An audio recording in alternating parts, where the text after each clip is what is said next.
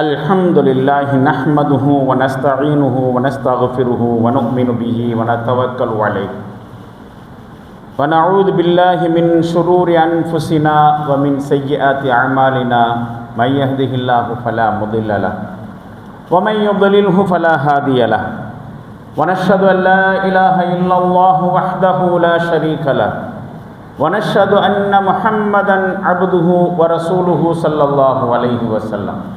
أما بعد فأعوذ بالله من الشيطان الرجيم بسم الله الرحمن الرحيم إن هذا القرآن يهدي للتي هي أقوم ويبشر المؤمنين الذين يعملون الصالحات أن لهم أجرا كبيرا صدق الله العلي العظيم.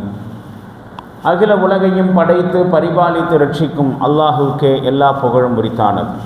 சலாத்தும் சலாமும் நபிகளார் ஸல்லல்லாஹு அலைஹி வஸல்லம் அவர்கள் மீதும் அவர்களது குடும்பத்தினர் தோழர் தொடர்ந்தோர் அனைவரின் மீதும் உலகில் உள்ள மோமின்களான நல்லடியார்களான ஆண்கள் பெண்கள் அனைவரின் மீதும் குறிப்பாக அல்லாஹ்வின் அருள் நாடியவர்களாக ஜுமா தொழுகைக்காக அவனது இல்லத்தில் ஒன்று கூடியிருக்கும் நம்மனைவர் மீதும் என்றும் நின்று நிலவட்டுமாக. கண்ணியத்திற்கும் மரியாதைக்கும் உரிய பெரியோர்களே, இளைஞர்களே, தாய்மார்களே, சகோதரிகளே, முஸ்லிம் சமுதாயத்தில் இருக்கக்கூடிய ஒரு தனி மூமின் அல்லது ஒரு தனி முஸ்லிம் அல்லது ஒட்டுமொத்த முஸ்லிம் சமுதாயத்தினுடைய உண்மையான எதிரி யார் என்று கேட்டால்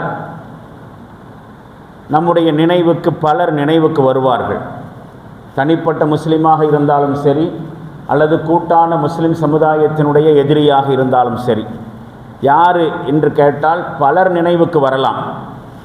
ஆனால் உண்மையிலேயே திருக்குரான் ஷரீஃபை நாம் மேலிருந்து கீழாக அதனை பொருளோடு வாசித்து பார்க்கிற பொழுது மிகப்பெரிய ஆய்வுக்கெல்லாம் செல்ல வேண்டாம். அதனுடைய தர்ஜுமாவை படிக்கின்ற பொழுதே உண்மையான எதிரி யார் என்பதை நம்மால் புரிந்து கொள்ள முடியும். அதில் உண்மையான எதிரியாக சுட்டி காட்டப்பட்டிருக்கக்கூடிய விஷயம் ஜாஹிலியத் என்று சொல்லக்கூடிய அறியாமை. யாரோ சில மனிதர்களோ ஒரு பெரும் குழுவோ அல்ல, முஸ்லிம் சமுதாயத்தின் உண்மையான எதிரி ஜாஹிலியத் என்று சொல்லக்கூடிய அறியாமை. இந்த அறியாமையை திருக்குரான் ஷரீஃப் லுலுமாத் இருள்கள் என்கிற வார்த்தையோடு எடுத்து காட்டுகிறது. பல உதாரணங்கள் மூலமாக பல இடங்களிலே எடுத்து காட்டுகிறது. ஒரு மனித குழுவுக்கு இருட்டு என்பது எவ்வளவு அசாதாரணமான விஷயமோ அல்லது எவ்வளவு வழி தவறி போகிற விஷயமோ அந்த அளவுக்கு இந்த உலகத்திலே வாழ்வதற்கு மிகப்பெரிய தடையாக இருக்கக்கூடிய, இந்த உலகத்தினுடைய வெற்றிக்கும் வளர்ச்சிக்கும் தடையாக இருக்கக்கூடிய பெரிய விஷயம், பெரிய எதிரி இந்த லுலுமாத் என்று சொல்லக்கூடிய இருள்கள் தான், அறியாமை தான். உண்மையிலேயே மக்களை இந்த அறியாமை என்கிற இருட்டிலிருந்து விடுவிக்க வேண்டும், அதிலிருந்து வெளியேற்ற வேண்டும் என்பதற்காக வேண்டித்தான் அல்லாஹு ஜல்ல ஷானஹு தஆலா இறை தூதர்களையும் நியமித்து அனுப்பினான், வேதங்களையும் அனுப்பினான் என்று குர்ஆனிலே பார்க்கிறோம்.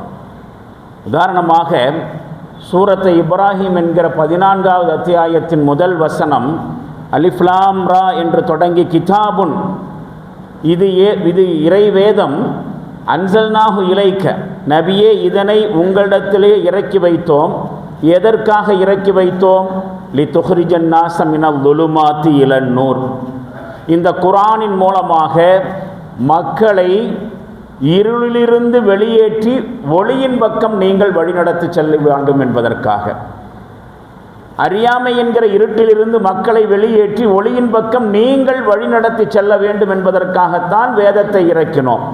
இப்போ இந்த ஒரு வசனத்திலேயே இறை தூதர் ஸல்லல்லாஹு அலைஹி வஸல்லம் அவர்களுடைய பணியையும் திருக்குரான் வந்த நோக்கத்தையும் தெளிவுபடுத்தப்பட்டிருக்கிறது.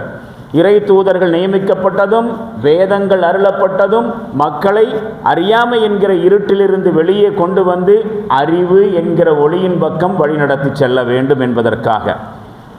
இப்போ அல்லாஹ்வினால் வழங்கப்பட்டிருக்கக்கூடிய இந்த அறிவு இருக்கிறதே, குரானிய அறிவு, இந்த குரானிய அறிவிலிருந்து நாம் பயன்களை பெற்றுக்கொள்ளாமல் போகிற பொழுதுதான் இந்த முஸ்லிம் சமுதாயத்துடைய வீழ்ச்சி, ஒரு தனி முஸ்லிமுடைய வீழ்ச்சி ஆரம்பமாகிறது. இந்த அறிவு இல்லாமல் போகிற சமயத்தில் தான் சமுதாயத்திற்குள்ள அறியாமை வருகிறது, மூட நம்பிக்கைகள் வருகின்றன, வெற்று சடங்குகள் வருகின்றன, கலாச்சார சீரழிவுகள் ஏற்படுகின்றன. அப்போ குரானிய அறிவு எந்த அளவுக்கு ஒரு தனி முஸ்லிமிடத்திலும் இந்த முஸ்லிம் சமுதாயத்திலும் இருக்குமோ அந்த அளவுக்கு அறியாமையிலிருந்து வெளியே வரலாம், மூட நம்பிக்கையில் எச்சரிக்கையாக இருக்கலாம், வெற்று சடங்கு சம்பிரதாயங்களை தவிர்த்து கொள்ளலாம், ஒழுக்கக்கேடுகளிலிருந்து நாம் பாதுகாப்பாக இருந்து கொள்ளலாம். எப்போ குரானிக்க அறிவு இல்லாமல் போகிறதோ அப்பொழுது இதெல்லாம் வரும். இப்போ இன்னொரு கோணத்திலே நாம் இந்த விஷயத்தை யோசித்து பார்க்க வேண்டியிருக்கிறது. யூதம் என்று நாம் சொல்லுகிறோமே அல்லது சியோனிசம் என்று சொல்லுகிறோமே, இந்த சியோனிசத்தை திருக்குரான் ஷரீஃப் பாத்தில் என்று சொல்லுகிறது, அசத்தியம் என்று சொல்லுகிறது. யூத நம்பிக்கையும் இந்த சியோனிசம் என்று சொல்லக்கூடிய கலாச்சாரமும் அசத்தியம் அப்படின்னு சொல்லுது. ஆனால் உண்மையில் பாருங்க, இந்த அசத்தியம்தான் இன்றைக்கு முஸ்லிம் சமுதாயம் உள்பட உலகம் முழுவதையும் தன்னுடைய கைக்குள்ளே வைத்து கொண்டிருக்கிறது. உலகமே இன்றைக்கு யூதர்களுக்கு அடிமைகளாக இருக்கிறார்கள். நேரடியாக அடிமைகளாக இல்லாவிட்டாலும் சிந்தனை ரீதியாக அடிமைகளாக இருக்கிறார்கள். அறிவு ரீதியாக இஸ்ரேலியர்களுக்கு உலகம் முழுவதும் அடிமைப்பட்டு கிடக்கிறது. உலகத்தையே இன்றைக்கு ஆட்டி படைத்து கொண்டிருப்பது இஸ்ரேல் தான், யூதம் தான், சியோனிசம் தான். அசத்தியம் என்று குரான் சொல்லக்கூடிய இந்த யூதத்திற்கு இந்த வலிமை எப்படி கைகூடியது? அல்லாஹ் குரானில் இவர்களை அசத்தியவாதிகள் என்று சொல்லுகிறான். அவருடைய நம்பிக்கையும் கொள்கைகளும் கோட்பாடுகளும் பண்புகளும் பழக்க வழக்கங்களும் கலாச்சாரமும் எல்லாம் அசத்தியம், பாத்தில் என்று சொல்லுகிற பொழுது உலகத்தையே ஆட்டி படைக்கிற அளவுக்கு இவர்களுடைய கையில் எப்படி வலிமை வந்து சேர்ந்தது? அதே நேரத்தில் முஸ்லிம்கள் ஏன் இந்த உலகத்திலே இன்றைக்கு இந்த அளவுக்கு பின்தங்கி போனார்கள் என்று 2 கேள்வியை கேட்டால் 2 கேள்விக்குமான பதில் ஒன்றுதான். அது முஸ்லிம்கள் தங்களுடைய இறைவனிடமிருந்து வழங்கப்பட்ட அறிவு என்கிற ஆயுதத்தை தொலைத்தார்கள், குரானிய அறிவை தொலைத்தார்கள். அதுதான் காரணம். சரியாக சொன்னால் முஸ்லிம்கள் தொலைத்த அந்த அறிவு என்கிற ஆயுதத்தை யூதர்கள் கையில் எடுத்துக் கொண்டார்கள். அப்போ குரானை யூதர்கள் பின்பற்றுகிறார்கள் என்று நான் சொல்லலை. குரானிலே அறிவு என்று எதையெல்லாம் சொல்லப்பட்டிருக்கிறதோ அவர்கள் ஆய்வு செய்தார்கள். இந்த உலகத்தை வென்றெடுப்பதற்காக வேண்டி எந்த ஆயுதம் கையில் எடுக்கப்பட வேண்டுமோ அந்த அறிவு என்கிற ஆயுதம் வரலாறு முழுக்க முஸ்லிம்கள் வெற்றி கொள்ள முடியாத பெரும் சக்தியாக திகழ்ந்ததற்கு குரானிய அறிவுதான் காரணமாக இருந்துச்சு. குரானிய அறிவை வைத்துக் கொண்டுதான் அவர்கள் ஆட்சியை செய்தார்கள். குரானிய அறிவை வைத்துக் கொண்டுதான் அவர்கள் விஞ்ஞானத்தை வளர்த்தார்கள். குரானிய அறிவை வைத்துக் கொண்டுதான் அவர்கள் உலகம் முழுவதும் பல்வேறு வகையான சாதனைகளை செய்தார்கள்.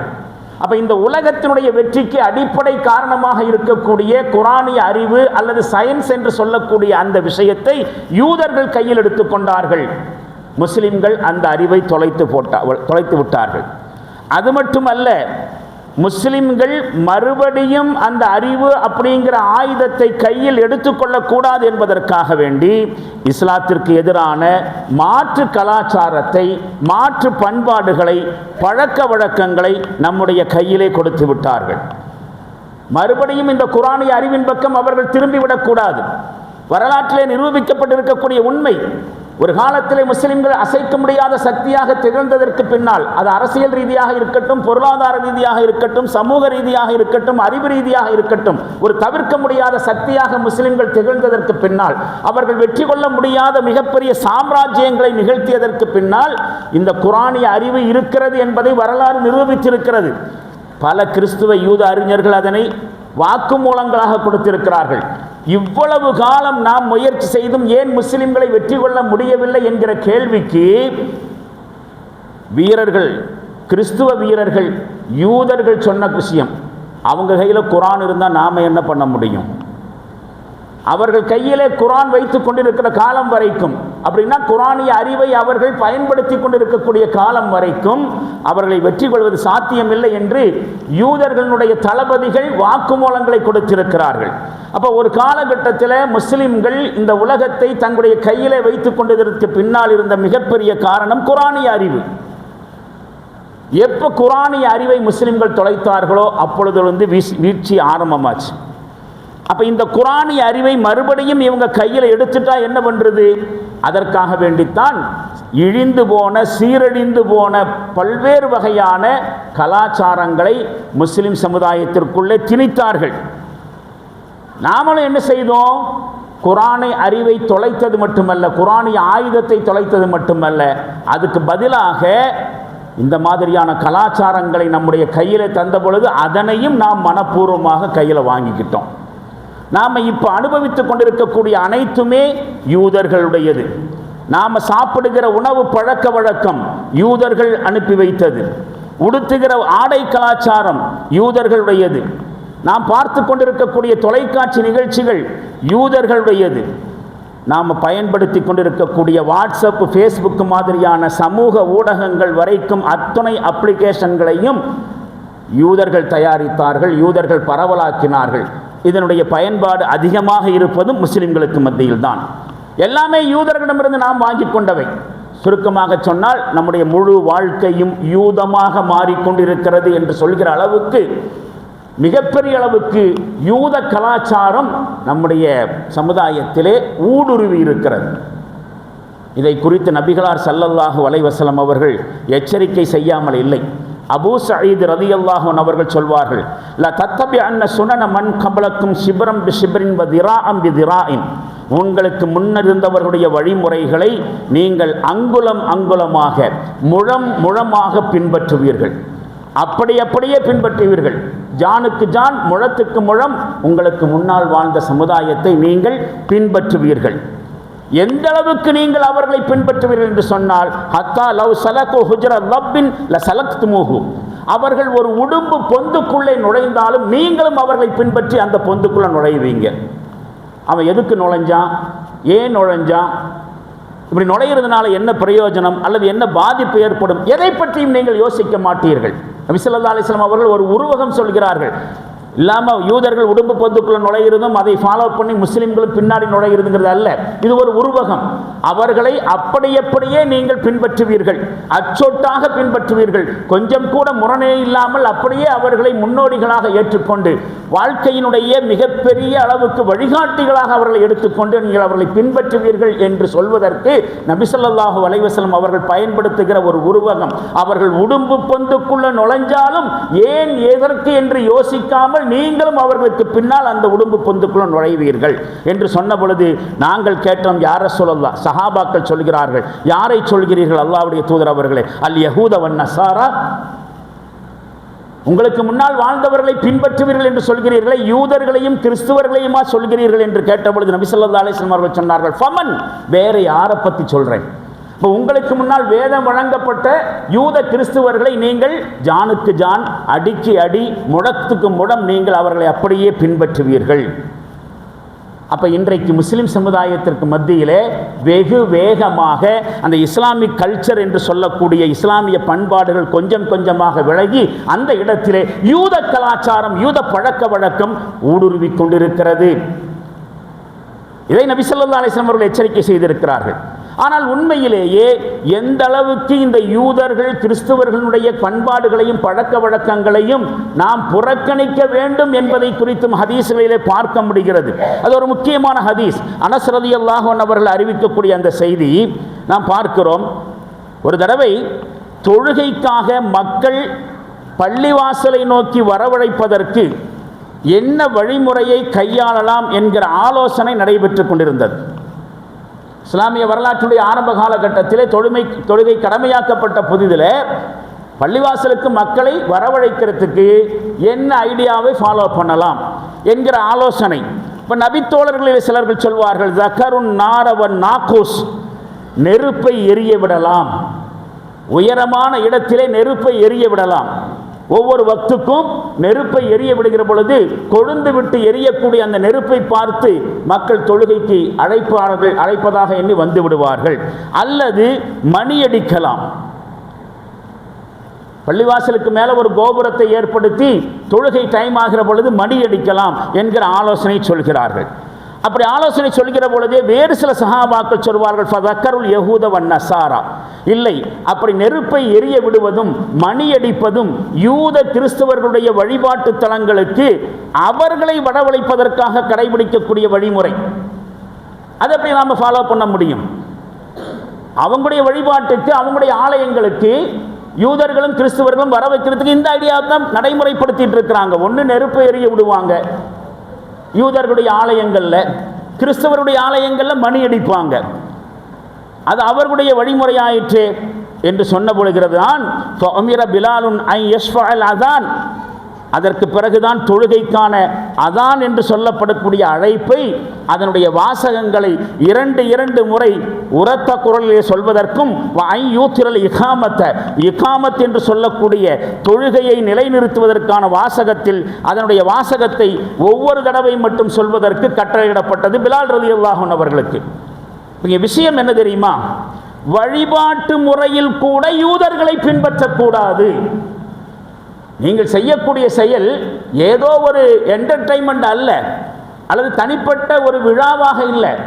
பள்ளிவாசலுக்கு தொழுகைக்காக வேண்டி வரவழைக்கக்கூடிய வழிமுறையில் கூட யூதர்களையோ கிறிஸ்தவர்களையோ பின்பற்றிவிடக் கூடாது என்பதிலே அன்றைய முஸ்லிம் சமுதாயம் எந்த அளவுக்கு கவனத்தோடு எச்சரிக்கையோடு இருந்திருக்கிறார்கள் என்பதை இந்த ஹதீஸிலிருந்து புரிந்து கொள்ள முடிகிறது.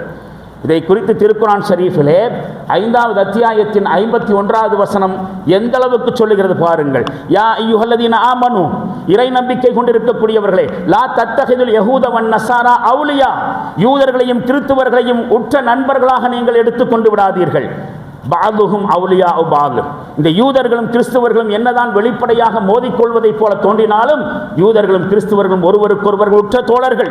இன்றைக்கு உலகம் முழுவதும் அதுதான் நடந்து கொண்டிருக்கிறது. நன்றாக தெரியும், யூதத்திற்கு எதிரானது கிறிஸ்துவம் என்பதும் கிறிஸ்துவத்திற்கு எதிரானது யூதம் என்பதும். வரலாறு முழுக்க இவர்களுக்கிடையிலே மோதல் வந்திருக்கிறது. கொள்கை ரீதியாக, நடைமுறை ரீதியாக, அரசியல் ரீதியாக எல்லா வகையிலும் கிறிஸ்துவம் என்பதும் யூதம் என்பதும் ஒன்றுக்கொன்று நேர் எதிரான எதிரிகள். ஆனால் இன்றைக்கு உலகத்திலே அவர்கள் தான் ஒருவருக்கொருவர் ஒன்று சேர்ந்து கொள்கிறார்கள், உதவி கொள்கிறார்கள். குறிப்பாக முஸ்லிம்களை ஒழித்து கட்டுகிற விஷயத்திலே 2 பேரும் ஒன்று சேர்றான்.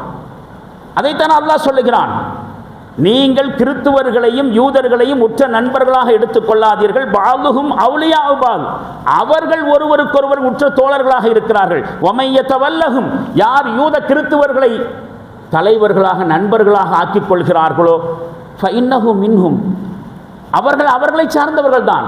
யூத கிறிஸ்துவர்களை ஃபாலோ பண்ணக்கூடியவர்கள், அது எதுவாக இருக்கட்டும், உணவு, உடை, பண்பாடு, கலாச்சாரம் என்று எதுவாக இருந்தாலும் அவர்களை பின்பற்றுகிற பொழுது அவர்களை சார்ந்தவர்களை.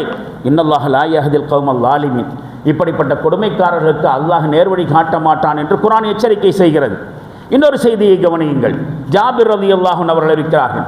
ஹீன அத்தாஹு உமர் ரலியல்லாஹு அன்ஹு அவர்கள் நபிகளார் ஸல்லல்லாஹு அலைஹி வஸல்லம் அவரிடத்திலே வந்து ஃபகால் சொல்லுவார்கள், இன்னா நஸ்மஉ அஹாதீஸ மின் யஹூத துஜிபுனா, அல்லாஹ்வுடைய தூதர் அவர்களே, இந்த யூதர்களுடைய சில விஷயங்கள் நல்லதா படுது, அவங்கள்ட்ட இருக்கக்கூடிய சில விஷயங்கள், சில செய்திகள் ரொம்ப நல்ல விஷயமாக இருக்கிறது, அதனை நாங்கள் கேட்கிறோம். அஃபதரா அந்நக்துப பாலஹா, அந்த யூதர்களுடைய செய்திகள் சிலவற்றை நாங்கள் குறித்து வைத்துக் கொள்வதை குறித்து நீங்கள் என்ன நினைக்கிறீங்க? நல்ல நல்ல பிலாசபி அல்லது நல்ல நல்ல ப்ரோவர்பு, அந்த மாதிரியான பல செய்திகள் அவங்க வச்சிருக்கிறாங்க. அதிலிருந்து 1-2 விஷயங்களை நாங்கள் எழுதி வைத்துக் கொள்வதை பற்றி நீங்கள் என்ன கருதுகிறீர்கள்? அதை நாங்கள் நோட் பண்ணி வச்சுக்கலாமா என்று கேட்ட பொழுது நபி ஸல்லல்லாஹு அலைஹி வஸல்லம் அவர்கள் கேட்டார்கள், அமுதஹவ்விகூன அன்தும் கமா தஹவ்வகத்தில் யஹூது வன் நஸாரா, யூதர்களும் கிறிஸ்துவர்களும் தங்களுடைய புனிதமான வேத கட்டளைகளை எல்லாம் புறக்கணித்து நாச படுகொழியில் விழுந்தது போல நீங்களும் விட நினைக்கின்றீர்களா? லகத் ஜிஅ்துக்கும் பிஹா பைலா நகியா, நான் உங்களுக்கு மத்தியில் சூரியனைப் போல ஒளியுள்ள கண்ணாடியைப் போல தெளிவான ஒரு ஷரியத்தை கொண்டு வந்திருக்கிறேன், ஒரு குர்ஆனை கொண்டு வந்திருக்கிறேன். லவ் கான மூசா ஹய்யன் மா வஸியஹு இல்ல திபாய், யூதர்களுக்கு நபியாக அனுப்பி வைக்கப்பட்ட மூசா இன்றைக்கு உயிரோடு இருந்தாலும் கூட என்னை பின்பற்றுவதை தவிர அவருக்கு வேறு வழி இருந்திருக்காது. மூசா நபியே இன்றைக்கு இருந்தாலும் அவர் என்னத்தான் ஃபாலோ பண்ண வேண்டி இருக்கும். அப்போ நான் உங்களுக்கு தெளிவான ஒரு குர்ஆனிய சட்டத்திட்டத்தை கொண்டு வந்திருக்கிறேன். அதில் இல்லாத என்ன அருமை பெருமைகளை நீங்கள் யூதர்களையும் கிறிஸ்தவர்களையும் பார்த்தீங்க?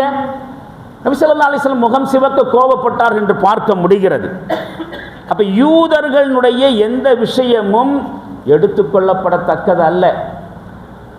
அவர்கள் முற்றிலுமாக புறக்கணிக்கப்பட வேண்டியவர்கள். அவர்கள் அவருடைய நிலைப்பாட்டில் தெளிவாக இருக்கிறார்கள். ஆனால் முஸ்லிம்கள் தான் தங்களுடைய குர்ஆனிய தொடர்பை, குர்ஆனிய அறிவை தொலைத்தார்கள், நாகரிகத்தை விட்டு கொடுத்தார்கள், கொள்கை கோட்பாடுகளிலிருந்து வெகு தூரம் விலகிச் சென்றார்கள். இந்த மிகப்பெரிய வீழ்ச்சி நீண்ட நெடுங்காலமாக முஸ்லீம் சமுதாயத்தில் நடந்து கொண்டே இருக்கிறது. அந்த அடிப்படையில் பார்க்கிற பொழுது இந்த ஹதீஸ் பாருங்க என்ன செய்தியை சொல்கிறது.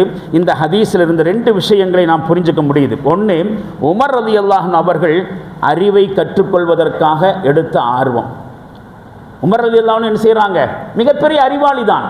ஆனாலும் வேறொரு சொசைட்டியிலையும் கூட நமக்கு பிரயோஜனமானது ஏதாவது இருந்தால் அதை நம்ம எடுத்துக்கலாமா அப்படிங்கிற அந்த ஆர்வத்தையும் பார்க்க முடிகிறது. ஆனாலும் கூட ரெண்டாவதாக ஆச்சரியப்படுகின்ற அளவுக்கே அறிவாக இருந்தாலும் அது யூதரிடமிருந்து வந்தால் அது தேவையில்லை. இந்த ரெண்டு விஷயம் இந்த ஹதீஸிலிருந்து பார்க்க முடிகிறது. குர்ஆனை பற்றி சொல்லுகிற பொழுது இன்ன ஹாதல் குர்ஆன யஹ்தி லில்லதி ஹிய அக்வம், உண்மையில் இந்த குர்ஆன் முற்றிலும் நேரான உறுதியான வழியை காண்பிக்கிறது.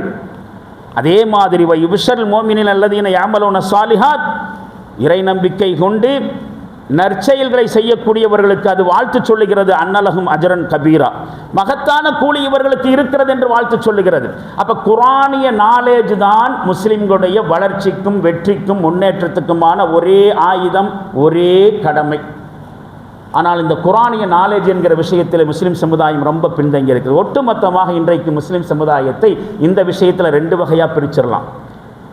அவர்கள் யாராக இருக்கட்டும், யாராக என்று சொன்னால் பணக்காரனோ ஏழையோ, ஆலிம்சாவோ பாமரனோ, அல்லது சிந்தனை ரீதியாக சித்தாந்த ரீதியாக பிரிஞ்சு கிடக்கிறோமே நம்முடைய சமுதாயத்தில், மதுஹப் ரீதியாக ஷாஃபியா இருக்கட்டும், அனஃபியா இருக்கட்டும், ஹம்பலியா இருக்கட்டும், மாலிகியா இருக்கட்டும், அல்லது வேறு இன்றைய நவீன காலத்தில் நாம் வழிபாட்டு ரீதியாக பல்வேறு வகையில் பிரிந்திருக்கிறோமா இல்லையா?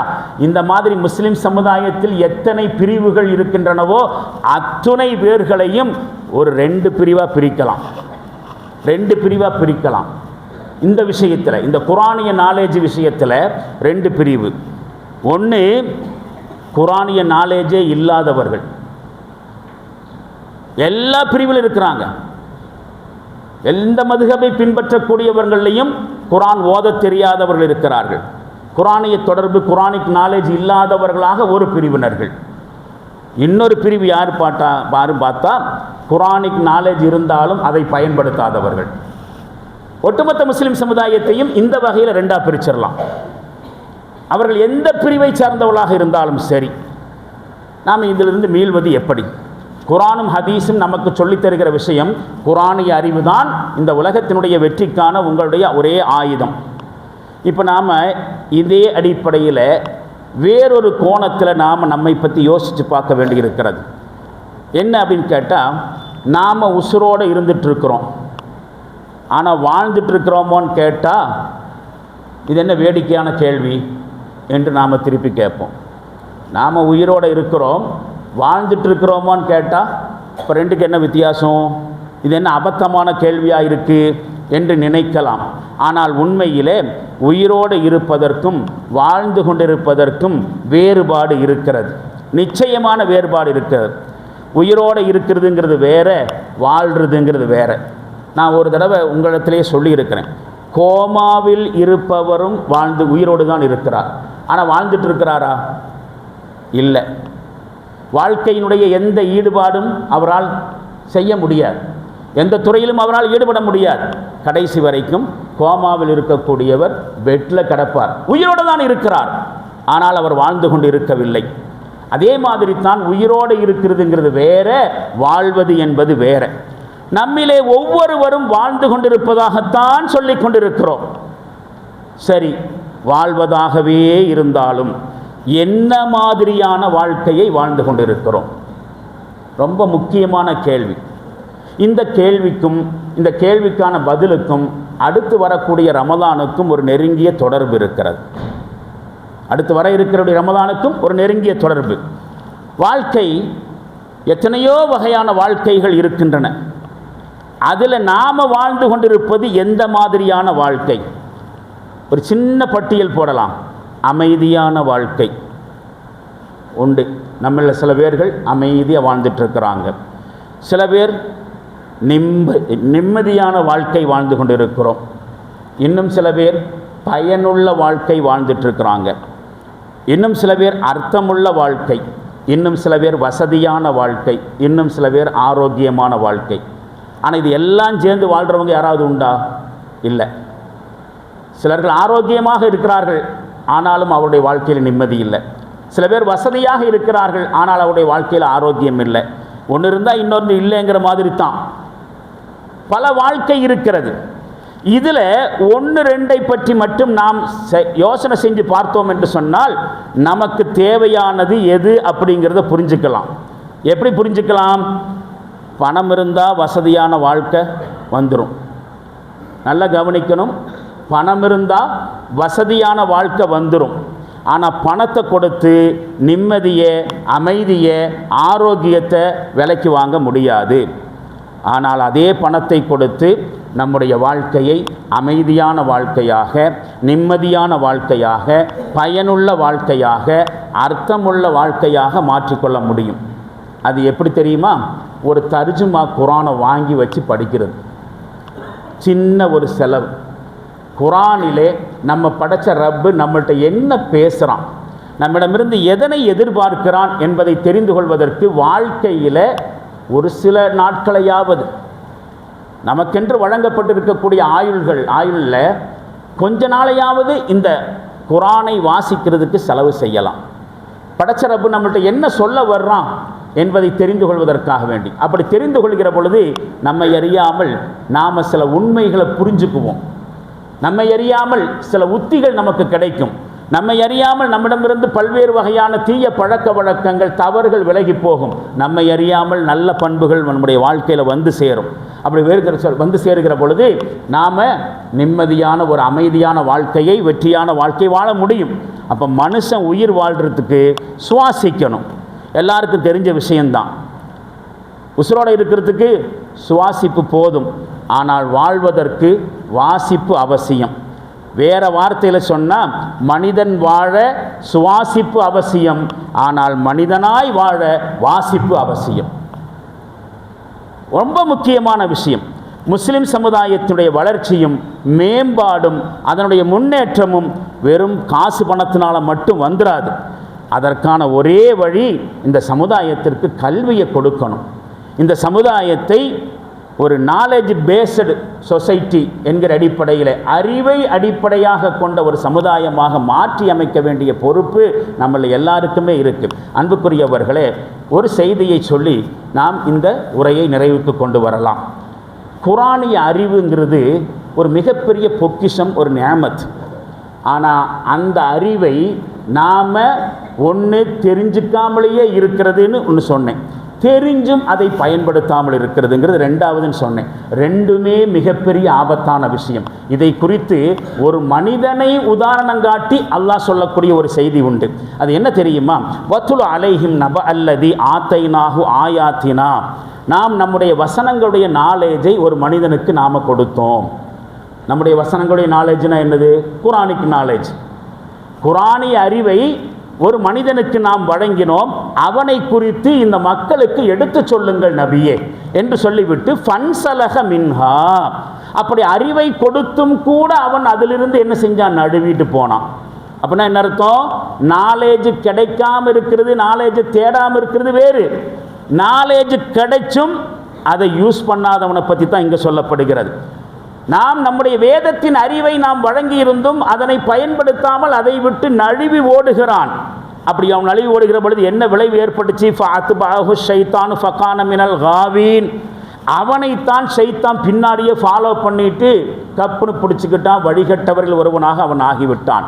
வலவ் ஷிஅனா லரஃபஅனாஹு பிஹா. நாம் நாடி இருந்தால் அந்த மனிதனை அந்த வசனங்களின் மூலம் அவனை உயர்த்தி இருப்போம். வலாக்கின்னஹு அஹ்லத இலல் அர்து. ஆனால் துனியாவிலேயே அவன் மூழ்கி கிடந்தான். அறிவை கொடுத்தா அந்த அறிவை பயன்படுத்தாமல் துனியாவை அட்டன் பண்ணிட்டே இருந்தான். அதனால் அந்த குரானிய அறிவின் மூலமாக அவன் உயர்றதுக்கு வாய்ப்பு இருந்தும் அதை பயன்படுத்தாமல் போய்விட்டான். வத்தபா ஹவாஹு, மனோ இச்சையை பின்பற்றினான் என்று சொல்லிவிட்டு இந்த மனுஷனுக்கு அல்லாஹ் சொல்கிற உதாரணம் ரொம்ப மோசமான உதாரணம்.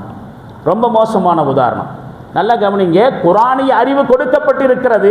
இந்த சமுதாயத்திற்கு வேதம் என்று ஒன்று வழங்கப்பட்டிருக்கிறது. ஒன்று அந்த வேதத்தை குறித்து அறியாமல் இருக்கிறான், அல்லது வேதத்தின் அறிவிருந்தும் அதன் பயன்படுத்தாமல் இருக்கிறான். உலகமே மோகம் என்று அதில் மூழ்கி இருக்கிறான். இவனுக்கான உதாரணம் ஃபமஸலுஹு கமஸலில் கல்ப். இவனுக்கான உதாரணம் நாயை போன்றது. நாயை போன்றது. இன் தஹ்மில் அலைஹி யல்ஹஸ் அவ் தத்ருகுஹு யல்ஹஸ். அதனை நீ விரட்டாமல் உன்னோடு வைத்து கொண்டாலும் நாக்கை தொங்க விட்டுத்தான் இருக்கும். அதனை விரட்டி விட்டாலும் நாக்கு தொங்க போட்டு தான் இருக்கும். துனியாவை அனுபவிக்க வேண்டும் என்கிற வெறியில் நாக்கை தொங்க போட்டு கொண்டு அலைகிற நாயை போன்றவன் இவன். குரானை விட்டு விலகி ஓடுகிறவன், குரானிய அறிவை பயன்படுத்தாதவன், குரானிய அறிவை தேடாதவன், நாக்கை தொங்க விட்டு அலையும் நாயை போன்றவன் என்று சொல்லிவிட்டு தாலிக்க மஸலுல் கௌமில்லதீன கஸபு பி ஆயாத்தினா. நம்முடைய வசனங்களை பொய்யாக்கியவனுடைய இந்த உதாரணமே மிக கெட்டது. அல்லாஹ்வே உதாரணத்தையும் சொல்லிட்டு இதை விட மோசமான உதாரணம் வேற எதுவும் இல்லைன்னு சொல்லிட்டான். இவ்வளவு தூரம் குரானிய அறிவிலிருந்து முகம் திருப்பக்கூடியவர்கள் அல்லது குரானிய அறிவு கிடைத்தும் அதை பயன்படுத்தாதவர்கள் மோசமாக சொல்லப்படுகிறார்கள் குரானிலே. ஃபக்ஸுஸில் கஸஸ லஅல்லஹும் யதஃபக்கரூன். இந்த சம்பவங்களை எல்லாம் அவர்களுக்கு எடுத்துச் சொல்லுங்கள், அதன் மூலமாக அவர்கள் படிப்பினை பெறட்டும், சிந்திக்கட்டும் என்று அல்லாஹ் சொல்லுகிறான் திருக்குரான் ஷரீஃபில் 7வது அத்தியாயத்தின் 175 176வது வசனம். சரி, யார் இந்த மனுஷன்? யாரை பற்றி அல்லாஹ் சொல்றான்? குரான்ல அந்த குறிப்பு இல்லை. ஆனாலும் கூட இவனாக இருக்கலாம் என்று தஃப்சீர்களிலே ஒரு மனுஷனை பற்றி சொல்லப்பட்டிருக்கிறது. வத்துல் அலைஹிம் நப அல்லதி ஆத்தைனாஹு ஆயாத்தினா. நம்முடைய வசனங்களை வழங்கினோமே அந்த மனுஷனை குறித்து வழங்கியும் பன்சலக மின்ஹா, அதிலிருந்து நழுவி ஓடுனானே அவனை குறித்து எடுத்து சொல்லுங்கள் என்று சொல்லப்படுகிற இந்த நபர் யாராக இருக்கலாம் என்பதை பற்றி தஃப்சீரிலே சில யூகங்கள், சில அனுமானங்கள் சொல்லப்பட்டிருக்கிறது. மூசா நபி அலைஹிஸ்ஸலாம் அவருடைய காலத்தில் வாழ்ந்திருந்த ஒரு பிரபலமான ஆலிம்சா, மார்க்க அறிஞன், மூசா நபியுடைய காலத்தில் இருந்தவன். பேரு பல்ஆம் இப்னு பாஊரா. பல்ஆம் இப்னு பாஊரா என்பது அவனுடைய பேர். புனை பெயர் பிலயாமீன். பைபிள்லையும் தௌராத்திலையும் எல்லாம் இது சம்பவம் இருக்கு. மூசா நபி அலைஹிஸ்ஸலாம் அவர்கள் இந்த மார்க்க அறிஞனை ஆலிம்சாவை தன்னுடைய அசிஸ்டண்டாக வச்சிருந்தார். தன்னுடைய அழைப்பு பணிக்காக வேண்டி பயன்படுத்துவதற்கு இவனை துணையாக வச்சிருந்தார். அறிஞன், பக்தியாளன் அப்படிங்கிற முறையில் இவன்கிட்ட சில ஆற்றல்கள் கூட இருந்துச்சு. அதைத்தான் அல்லாஹ் ஆத்தைனாஹு ஆயாத்தினா, நம்முடைய அத்தாட்சிகள் சிலவற்றை அவனிடத்தில் நாம் வழங்கி இருந்தோம் அப்படிங்கிற வசனம் சுட்டி காட்டுகிறது அப்படின்னு சொன்னால் கூட இதனுடைய உண்மையான அர்த்தம் நாம் அவனுக்கு நம்முடைய வேதத்தின் அறிவை வழங்கி இருந்தோம் அப்படிங்கிறது தான். இந்த பிலயாமீன் அப்படின்னு சொல்லக்கூடியவனுக்கு அவனுடைய பக்தியின் அடிப்படையில் அல்லாஹ் அவனுக்கு ஒரு 3 வரம் கொடுத்திருந்தானாம். 3 பிரார்த்தனைகள் வரமாக கொடுக்குறான். என்னன்னு கேட்டால், இந்த 3 துவாவை அவன் எப்பொழுது கேட்டாலும், அதாவது இந்த துவாவை பயன்படுத்தி அவன் விரும்பினதை கேட்கலாம், உடனடியாக அது அவனுக்கு அல்லாஹ்வினால் நடத்தி கொடுக்கப்படும். 3 வரம் என்று சொன்னால் 3 பிரார்த்தனை கொடுக்கப்படுகிறது. அந்த பிரார்த்தனை எப்போ கேட்டாலும் சரி உடனடியாக நிறைவேற்றி கொடுக்கப்படும். 3 வாய்ப்புகள் கொடுக்கப்பட்டிருந்துச்சு. அந்த 3 பிரார்த்தனையையும் சந்தர்ப்பம் வரும்போது உரிய நேரத்தில் தேவைக்கு பயன்படுத்திக்கலாம் அப்படின்னு சொல்லிட்டு அந்த துவாவை அல்லாஹ்ட்ட கேட்காமையே இருந்தான். அவனுக்கு ஒரு மனைவியும் மக்களும் இருந்தாங்களாம். இப்போது ஒரு நாள் அவனுடைய மனைவி அவன்கிட்ட கேட்டால், உங்களுக்கு அல்லாஹ்வினால் வழங்கப்பட்டிருக்கக்கூடிய 3 வரங்களிலே 3 துவாக்களிலே அங்கீகரிக்கப்படுகிற துவா 3 உனக்கு அல்லாஹ் கொடுத்துருக்கிறானா இல்லையா, அதில் ஒரு துவாவை எனக்காக வேண்டி யூஸ் பண்ணலாமல்ல, மனைவி விருப்பத்தை தெரிவிக்கிறார். 3 துவா அல்லாஹ் உங்களுக்கு கொடுத்துருக்கான். அதில் ஒன்றை மட்டும் எனக்காக வேண்டி பயன்படுத்த வேண்டும், என்னுடைய நன்மைக்காக என்னுடைய விருப்பத்திற்காக வேண்டி அல்லாஹ்ட்ட நீங்கள் கேட்டு அந்த விருப்பத்தை நிறைவேற்றி தரணும் அப்படின்னு அந்த அம்மா கேட்டுக்கிறது. அந்த மனுஷனும் சரி உனக்காக உன்னை பயன்படுத்துகிறேன், ஒரு துவாவை பயன்படுத்துகிறேன், உனக்கு என்ன வேணும் கேளு அப்படின்னு சொல்லுகிற பொழுது அவள் சொல்வாள், நான் இஸ்ரேல் நாட்டிலேயே மிகச்சிறந்த அழகியாக மாற வேண்டும். பெண்களுடைய விருப்பம் அதிகமாக என்னவா இருக்கும்? ஊர் உலகத்திலே உனக்கு விருப்பம் என்னன்னு கேட்டு பாருங்க. அவள் உலக பேரழகியாகவே இருந்தாலும் இன்னும் அழகாக மாறணும்னு தான் சொல்லுவாள். அவருடைய அதிகபட்ச விருப்பம் அதுதான். பிலேயாமினுடைய மனைவியும் அதற்கு விதிவிலக்கல்ல. இந்த இஸ்ரேல் நாட்டிலேயே மிகப்பெரிய அழகியாக நான் மாறணும், அதுதான் என்னுடைய விருப்பம். என்னுடைய இந்த விருப்பத்தை உனக்கு வழங்கப்பட்டிருக்கக்கூடிய 3 பிரார்த்தனைகளில் ஒன்றை பயன்படுத்தி அல்லாஹ்விடமிருந்து எனக்கு வாய்ப்பாக ஏற்படுத்தி கொடு. அந்த மனுஷனும் அந்த மாதிரியே துவா செய்ய உடனடியாக கொஞ்ச நேரத்தில் அந்த பெண் அழகான பெண்ணாக மாறுகிறாள். அப்படி மாறின கொஞ்ச நேரத்திலேயே அவளுக்கு தோணுகிறது, என்னுடைய கணவன் உலகமகா பேரழகியான எனக்கு பொருத்தமானவனாக இல்லை. இது அழகு வந்தால் வரக்கூடிய அடுத்த விளைவு. எந்த புருஷன் மூலமாக தனக்கு உலக பேரழகி என்கிற அளவுக்கு அழகு வந்துச்சோ, வந்த உடனேயே என்னுடைய அளவுக்கு சூட்டவளாக இல்லையே என் புருஷன் அப்படின்னு மனசுக்குள்ளே நினைக்க ஆரம்பித்தா, நினைக்கிறது மட்டுமல்ல அந்த மாதிரியே கணவன்கிட்ட பரிமாறவும் ஆரம்பிக்கிற பொழுது அவன் புருஷன் கோபப்படுறான். அந்த பிலேயாமின் கோபப்பட்டு 2வது துவா செய்கிறான். நான் எனக்கு அல்லாஹ் கொடுத்த துவாவை வச்சு உனக்கு உன்னுடைய விருப்பம் அழகியாக்குனா என்னையே நீ உதாசீனப்படுத்துறியா?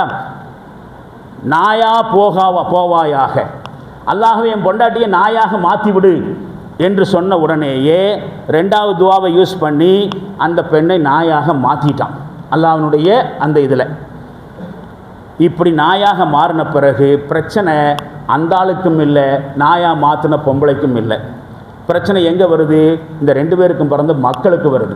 ஊருக்குள்ளே சுற்றுகிற பொழுது அவங்க எல்லாரும் சேர்ந்து ரொம்ப மோசமாக விமர்சனம் பண்ணாங்க. மக்கள் வர்றாங்க, வாப்பா நீங்கள் 2 துவாவை அம்மாவுக்காக யூஸ் பண்ணீங்க, ஆனால் விளைவு என்னாச்சுனாக்கா எல்லாரும் ஊருக்குள்ளே போனால் நாயிண்ட மோனேன்னு என்னை கூப்பிட்றாங்க, நாய் பெத்த மகனுங்களே அப்படின்னு சொல்லி கூப்பிட்றாங்க. எங்களுக்கு ரொம்ப வெட்கமாக இருக்குது. அதனால் தயவு செஞ்சு 3வது துவாவை யூஸ் பண்ணி அம்மாவை பழைய நிலைமைக்கு மாற்றிக்கணுங்க அப்படின்னு கேட்டப்போ அந்த ஆளும் 3வது துவாவை பயன்படுத்தி யா அல்லாஹ் என்னுடைய மனைவியை பழைய நிலைமைக்கு கொண்டு வான்னு சொல்ல பழைய நிலைமைக்கு வந்து விட்டதாகவும் தஃப்சீர்களில் ஒரு தகவல் சொல்லப்படுகிறது.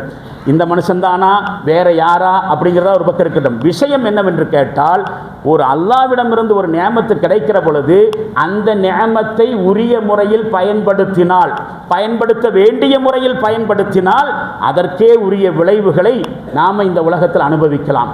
மிஸ்யூஸ் பண்ணுனா அதனுடைய விளைவையும் அனுபவிக்க வேண்டியிருக்கும் என்பதைத்தான் நாம் வரலாற்றிலையும் பார்க்கிறோம், இப்பவும் பார்க்கிறோம். திருக்குர்ஆன் ஷரீஃப் அல்லாஹ்விடமிருந்து கிடைத்திருக்கக்கூடிய அற்புதமான ஒரு வரம். அது ஒரு பொக்கிஷம், அறிவு பொக்கிஷம். அந்த அறிவு பொக்கிஷத்தை எப்படி பயன்படுத்த வேண்டுமோ, எதற்கு பயன்படுத்த வேண்டுமோ அப்படி இந்த சமுதாயம் பயன்படுத்தாமல் வேறு வகையில் மிஸ்யூஸ் செய்தனுடைய விளைவுகளைத்தான் இந்த சமுதாயம் இன்றைக்கும் அனுபவித்துக் கொண்டிருக்கிறது. விடுபட வேண்டும் என்று சொன்னால் மீண்டும் குர்ஆனிய அறிவு என்கிற ஆயுதத்தை கையில் எடுக்காமல் இந்த முஸ்லிம் சமுதாயத்திற்கு மோட்சம் இல்லை, விமோசனம் இல்லை. அல்லாஹு ஜல்ல ஷானஹு தஆலா புரிந்து கொண்டு செயல்படுகிற நல்ல பாக்கியத்தை நம் அனைவர்களுக்கும் நிறைவாக தந்தருள்வானாக. வாஹிர் தாவானா அல்ஹம்துலில்லாஹி ரப்பில் ஆலமீன். பாரக்கல்லாஹு லனா வலக்கும் ஃபில் குர்ஆனில் அஸீம் வனஃபஅனா வ ஈயாக்கும் பில் ஆயாத்தி வذிக்ரில் ஹக்கீம். இன்னஹு தஆலா ஜவாதுன் கரீமும் மலிக்கும் பர்ருர் ரഊஃபுர் ரஹீமுன் வ ரப்புன் ஹலீம்.